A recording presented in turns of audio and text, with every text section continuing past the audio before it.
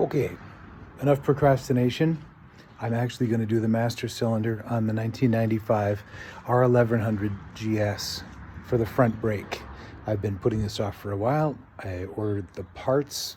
I have time now, and I've run out of reasons to delay. So I just had to get a beer, and I'm going to light some music up, and I'm just going to get started following the Haynes manual and see how far I get, not knowing what I'm doing. First thing is you got to get the fluid out of the system, so you got to drain this here. These screws always get in trouble, so I had to use the impact driver to get a couple of them loose. I might have to replace anything else where the brake fluid might drip. It's just so nasty. It's corrosive. It'll eat through things like paint. So I'll be ready to clean it up, and I'm wearing gloves just because I'm kind of afraid of this stuff. You can see that I had to get my bark busters off so that I could get to where I'm working. Lickety split cover, it's just that one screw, and then you got to get the brake light switch out, and that's just got those two teeny weeny little screws.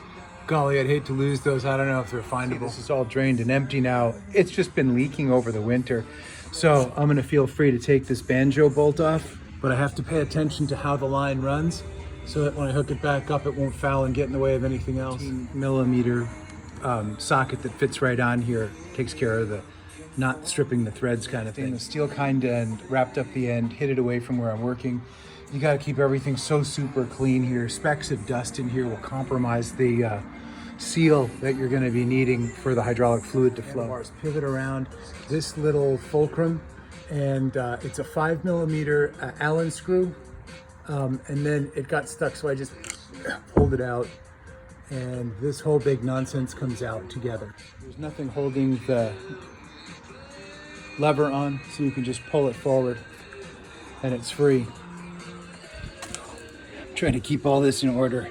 Memory's not what it used to be. I've been on it for a while, and I have such respect and fear of brake fluid, so I'm going to clean this up. The Haynes manual is pretty confusing because it's oriented like this, but the whole assembly comes out through the front of the handlebar, so it's, and this looks like it's below. I don't know why they did it that way. This stop screw here, number one, that's here, just twisting it around in your head. This is going to be toward the middle of the bike, and this is toward the front of the bike, and that means this would be toward the rider. It's just strange. So that stop screw that you've got to get backed out is a little 3mm Allen, and it's there. So why is that screw that came out? It's got a teeny weeny washer on it, probably important. I'm gonna try not to lose that easily. So I'm gonna look at my replacement part, which is this setup from Bob's. And here's some other numbers that might be meaningful. It looks like a kit. This is the piston in here, and the other little bits are up here. I'm gonna take this out and see if I can figure out how to take the dead one out. I don't mind if I destroy the dead one taking it out, because I have this beauty here. I needed to use the ring clip spreader and the inside, and twisty, and voila, came right out. That's what a bad one looks like. Advice from the internet told me that I should do a little bit of reaming out of the interior of this bore in case there's a little bit of a rough edge. And I felt in with a pinky with a clean glove, and it does feel like there's a little rough edge on the inside. The device that was recommended to me was take a coat hanger, cut a straight bit, fold it in half, and tuck a piece of very fine plumbing grade sandpaper in there. I suppose I'll have to get out any filings, and that would probably be using some brake fluid to rinse it out. This is the part that you may want to not do depending upon these outcomes. This is one of those jobs where if you watch me do it and you're that desperate for help, you'll at least find out how not to do some things.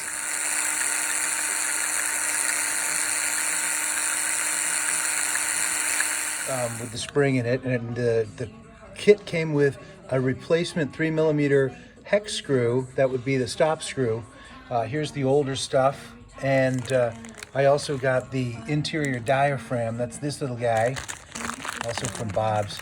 I kind of wish, looking at all this stuff, that when I asked for a kit, they would have included this dust boot, which is probably not vital. You know, it doesn't hold fluid, but I do get dusty and rained on and stuff. So I'm just going to clean this one up and put it back on. This little guy came off because it was riding on this piston here on top of the handbrake lever, and it just kind of wobbles there. So I'll just clean it up and put mine back on. Kind of wish I had a new one though.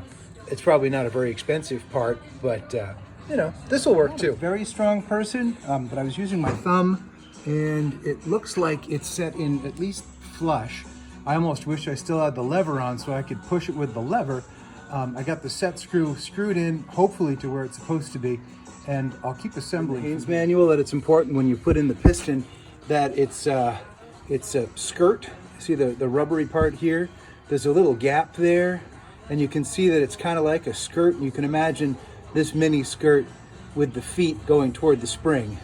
So if you imagine this is a person wearing a mini skirt, they're dressed like this. That little 5mm Allen opening pivot bolt that goes in, it looks like it had a little blue Loctite on it. Sounds sensible not to have the pivot for your handbrake give out, so I'll put a little blue Loctite on it, put it in, and see if I've got articulation. Putting it all back together. Number one, it turns out you have to put the dust boot on first so that you can get the skirt to go around where it grabs.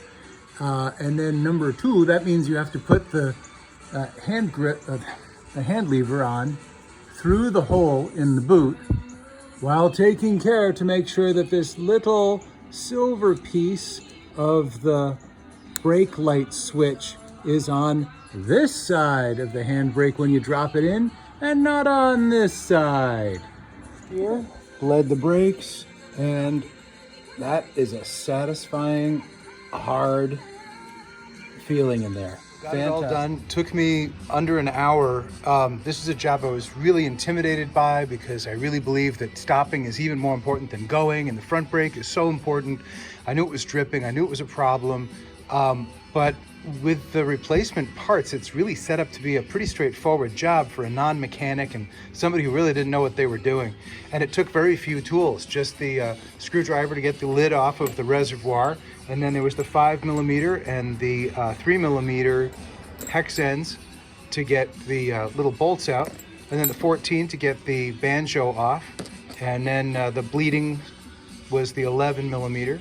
I ended up needing this tool, the spreader for rings, just to try to get the old one out.